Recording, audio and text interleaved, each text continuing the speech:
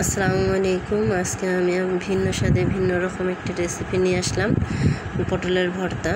এই পটলের ভর্তা এভাবে তৈরি করে খান একবার ঘরে, দেখবেন আসলে অনেক মজা। অনেক রকম ভর্তা করে খেয়েছেন, হয়তো বা পটলের ভর্তাও খেয়েছেন, কিন্তু এভাবে তৈরি করে খেয়ে দেখেন। যেদিন 1 প্লেট ভাত খাওয়ার কথা সেদিন আপনি পাতিলে আরও বেশি চাল দিয়ে দিতে হবে, কারণ কি এই পটলের ভর্তাটা এত টেস্টি এবং এত মজাদার। আপনারা এই পটলের ভর্তাটা একবার তৈরি করে খেয়ে দেখবেন, আসলে এত মজা। তো পটলের ভর্তাটা দেখেন কত সুন্দর হয়েছে কালার। আর পটলের ভর্তা তৈরি করার জন্য প্রথমে আমি পটলগুলো কুচি কুচি করে কেটে নিয়েছিলাম, পাতলা করে কেটে নেবেন। আর এখানে কড়াইতে আমি তেল দিয়ে নিয়েছি। পটলের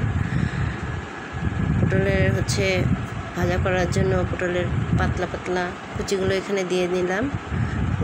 এখন আমি হলুদ দিয়ে নিলাম, আর জিরা দিয়ে দিয়েছি এখানে একটু, দিয়ে ভালো করে ভাজবো। ভালো করে ভাজার পরে যখন আমার পটলটা ভাজা একটু হয়ে যাবে ডান, তখন আমি এর মধ্যে মরিচ কয়েকটা দিব। তো মরিচটা আসলে আপনাদের ঝালটা আপনাদের পরিমাণ মতো দিবেন। আপনারা যতটুকু ঝাল খাবেন, আপনাদের সহ্য হয় যতটুকু ঝাল খাওয়ার অতটুকুই ঝাল দিবেন।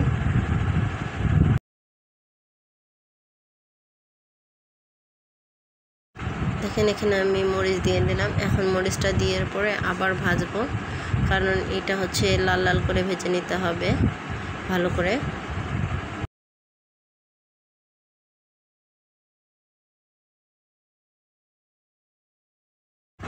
কিছুক্ষণ ভাজার পরে তারপর আমি এখানে পটল এর মধ্যে পেঁয়াজ কুচিটা দিয়ে নেব।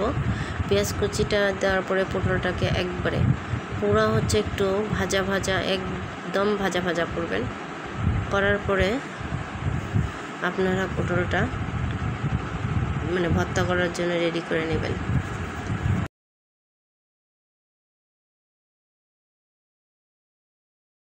আমার পটলের তেলটা বের হয়ে এসেছে এই পটলের ভাজির। এখন আমার পটলটা ভাজা হয়ে গেছে, তার আমি এটা ভর্তা করার জন্য আমার এটা রেডি।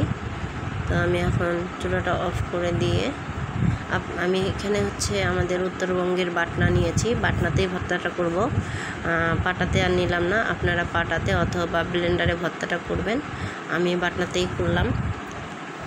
তা আসলে এভাবে ভর্তা করে খেয়ে দেখেন যে অনেক মজার। হয়তো বা আপনার কাছে সিম্পল মনে হচ্ছে, কিন্তু না, আসলে এটা সিম্পল না। আপনারা ঘরে তৈরি করে খেয়ে দেখেন, অনেক মজা পাবেন।